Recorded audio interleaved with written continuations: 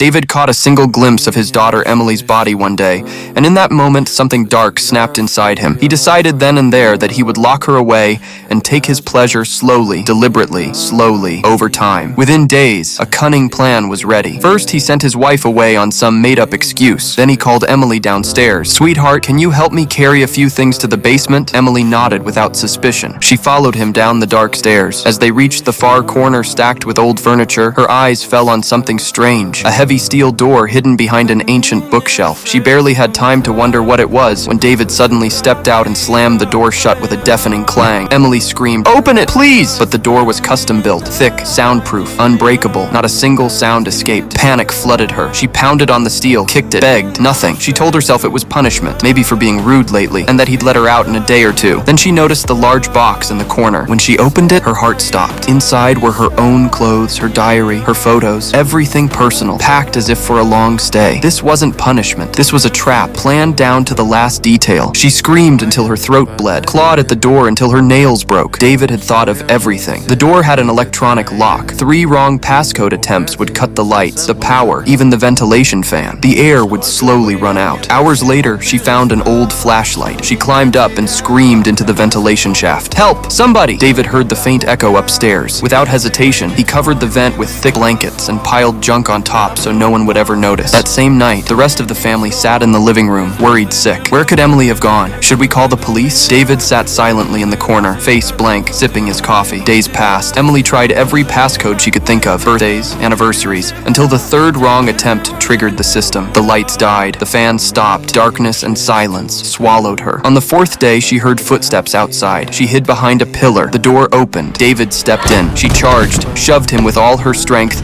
and bolted for freedom. But there was another steel door on the outside, also completely soundproof. Her screams never left the basement. David grabbed her by the hair, dragged her back inside, and threw her to the floor. His eyes were red with rage. "Behave, and you'll get food, clothes, whatever you need. Misbehave, and you'll wish you hadn't. Understood?" That night, he forced himself on his own daughter. Acts too vile, say aloud. From that moment, the father she had loved her entire life was dead to her. A few days later, Emily's innocent boyfriend came to the door, asking where she was. David looked him coldly in the eye and lied. "She ran off with some thug. Forget her. Don't ever come looking." The boy left broken-hearted, never to return. On the 21st day of her captivity, David brought food, water, and a small sweet cake. He pulled a beautiful long dress from his bag and told her to put it on. She obeyed. She had no choice. He smiled. "Happy 18th birthday, princess. Tell me, what gift do you want?" Through tears, she whispered the only thing she wanted. Freedom. David just shook his head. "Impossible."